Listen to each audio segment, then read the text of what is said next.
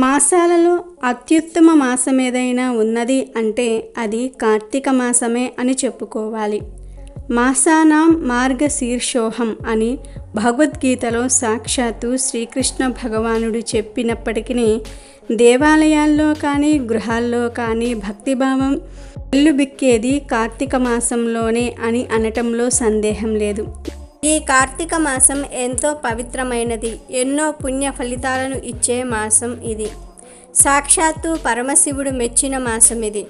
కార్తీక మాసంలో ఏ చిన్న పువ్వు సమర్పించినా సాక్షాత్తు పరమేశ్వరుడికి చేరుకుంటుంది. అందుకే కార్తీక మాసంలో వీలైనంత వరకు పుణ్యకార్యాలు చేయాలి. కార్తీక మాసంలో ఏ చిన్న పుణ్యకార్యం చేసినా అది 10 రెట్ల అధిక ఫలితాలను ఇచ్చి మనల్ని రక్షిస్తుంది. కార్తీక మాసం కేవలం శివుడికే కాదు, విష్ణుమూర్తికి కూడా ఎంతో ఇష్టం. ఈ మాసంలో విష్ణుమూర్తికి పూజలు చేస్తే అది అఖండ కోటి పుణ్య లోకాల్లో కలిసిపోతుంది. కార్తీక మాసంలో తప్పనిసరిగా పాటించాల్సింది అతి ముఖ్యమైనది ఒకటి ఉంది. దీని వలన మనకు ఐశ్వర్యం కలుగుతుంది. ముఖ్యంగా ఆరోగ్య సమస్యలు తొలగిపోతాయి. ఏమైనా గ్రహదోషాలు ఉన్నా కూడా కార్తీక మాసంలో ఇలా చేయటం ద్వారా అవన్నీ తొలగిపోతాయి. మరి కార్తీక మాసమంతా పండుగలే. బలిపాడ్యమి, భగినీహస్త భోజనం, నాగుల చవితి, ఉద్దాన ఏకాదశి, క్షీరాబ్ది ద్వాదశి, కార్తీక పౌర్ణమి మరియు కార్తీక సోమవారాలన్నీ కూడా పండుగ దినములే. కార్తీక మాసంలో ప్రతిరోజు సూర్యోదయానికి ముందే బావుల వద్ద స్నానం, నదీ స్నానం, సముద్ర స్నానం చేసి కృతికా నక్షత్రములను దర్శించి దీపం వెలిగించి శివుణ్ణి ఆరాధిస్తే చాలా మంచిది.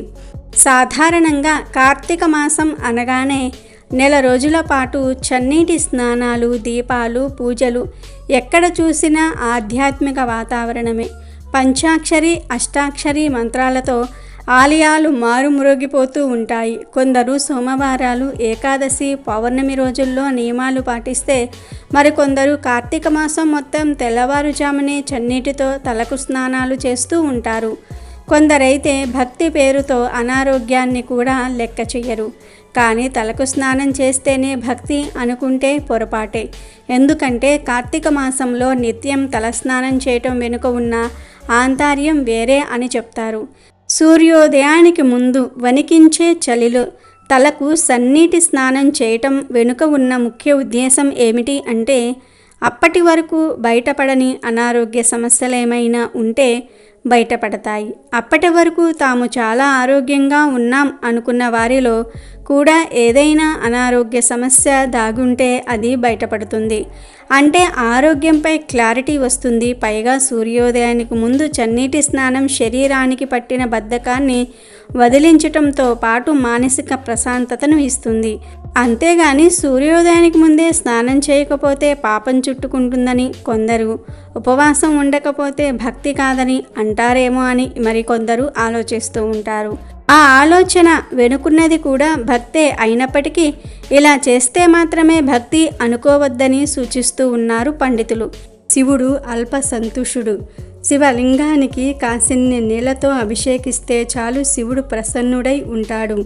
ఈ మాసంలో అవకాశం ఉన్నవాళ్ళు ఇంటి వద్ద కానీ దేవాలయంలో కానీ రుద్రాభిషేకం, మహారుద్రాభిషేకం చేయించుకోవటం చాలా మంచిది. పగలు ఉపవాసము ఉండి రాత్రి నక్షత్రాలు చూసి శివ పూజ చేసిన తర్వాత భోజనం చేయాలి. కార్తీక మాసంలో తప్పనిసరిగా పాటించాల్సింది అతి ముఖ్యమైనది ఒకటి ఉంది. దీన్ని చేయాలి అంటే మొదటిగా తులసి మొక్కకు నీళ్లు పోయాలి. కార్తీక మాసంలో తులసి మాతకు నిత్యం నమస్కారం చేసుకోవాలి. ఆడవారైనా మగవారైనా తులసికి ఒక్కసారి నమస్కారం చేసుకోవటం వలన జన్మ జన్మల పాపాలు వదిలిపోతాయి. కోటి జన్మల పుణ్యం మూట కట్టుకుంటారు. అలాగే కార్తీక మాసంలో ఆడవారు తప్పనిసరిగా తులసి వద్ద దీపం పెట్టాలి. తులసి మొక్క దగ్గర దీపం పెట్టి పసుపు, కుంకుమ, పూలు సమర్పించి వత్తులు వెలిగించి నమస్కారం చేసుకోవటం వలన అమ్మవారు 5వ తనం కడుపు చలువ ఇస్తారు. కడుపు చలువ అంటే మీ పిల్లలు వారి యొక్క కుటుంబాలు చల్లగా ఉంటాయని అర్థం. ఇకపోతే అతి ముఖ్యమైనది కార్తీక మాసంలో నిత్యం చేయవలసినది ఉసిరికాయల మీద దీపారాధన చేయాలి. అంటే ఉసిరికాయలను తీసుకొని పైన కొంచెం కట్ చేసి దానిపై నేతిలో ముంచిన పువ్వొత్తిని ఉసిరికాయ మీద పెట్టి దీపం వెలిగించాలి. ఈ ఉసిరి దీపాలను తులసి దగ్గర పెట్టాలి. తులసి దగ్గర పెట్టలేని వారు పూజ గదిలో ఈ దీపారాధన చేస్తే సాక్షాత్తు విష్ణుమూర్తి యొక్క అనుగ్రహం కలుగుతుంది. విష్ణువు దగ్గర లేదా మహాశివుడి దగ్గర ఎవరికైనా సరే ఈ ఉసిరి దీపారాధన చేయటం వలన కోటి జన్మల పుణ్యం కలుగుతుంది. కార్తీక మాసంలో ఉసిరి దీపారాధన చేస్తే శివుడు మరియు విష్ణువు యొక్క అనుగ్రహం ఎల్లవేళలా మనపై ఉంటుంది. పరమేశ్వరుడికి ఎంతో ఇష్టమైన కార్తీక మాసంలో ఇంట్లో శివలింగం ఉన్నవారు ప్రతిరోజు శివుడికి అభిషేకం చేసి ఒక బిల్వ పత్రాన్ని సమర్పించినా చాలు ఆ పరమేశ్వరుడు అనుగ్రహిస్తాడు. కార్తీక మాసంలో చేసే శివ పూజ, ఉసిరి దీపారాధన, తులసి పూజ అధిక రెట్ల ఫలితాలను ఇస్తాయి. కనుక ప్రతి ఒక్కరూ కూడా కార్తీక మాసంలో ఈ చిన్న చిన్న పనులు చేసి శివుడి అనుగ్రహం పొందండి. ఇక చివరిగా సాక్షాత్తు పరమేశ్వరుని కొడుకుగా భావించి ఉపచారాలు చేసిన మహాభక్తురాలు బెజ్జమహాదేవి కథను విందాం. భగవంతుణ్ణి తండ్రిగానో స్నేహితుడిగానో చూసిన భక్తుల కథలు మనకు తెలుసు. సాక్షాత్తు పరమశివుణ్ణి తన కొడుకుగా భావించుకుని ఉపచారాలు చేసిన మహాభక్తురాలు బెజ్జమహాదేవి. శివుడి గురించి ఆమె ఆలోచనలు ఎంత దూరం వెళ్ళాయంటే, శివుడి తల్లి బహుశా మరణించి ఉంటుంది. తల్లే జీవించి ఉంటే కేశాలన్నీ అలా జడలు కట్టనిస్తుందా? పులితోలు కట్టుకుని తిరగనిస్తుందా? మామూలు రోజుల్లో ఎలా ఉన్నా కనీసం పెళ్ళిళ్ళు పేరంటాల సమయంలో అయినా సరే బిడ్డను అందంగా తయారు చేయకుండా ఉంటుందా? ఇలాంటి ఆలోచనలు తన మదిలో సాగి పరమశివుడికి తానే ఎందుకు తల్లి కాకూడదు అన్న ప్రశ్న దగ్గర ఆగుతుంది. శివుడు ఆమె భక్తికి మెచ్చి పసిపిల్లవాడిలాగా ఆమె ఇంట్లో ప్రవేశిస్తాడు.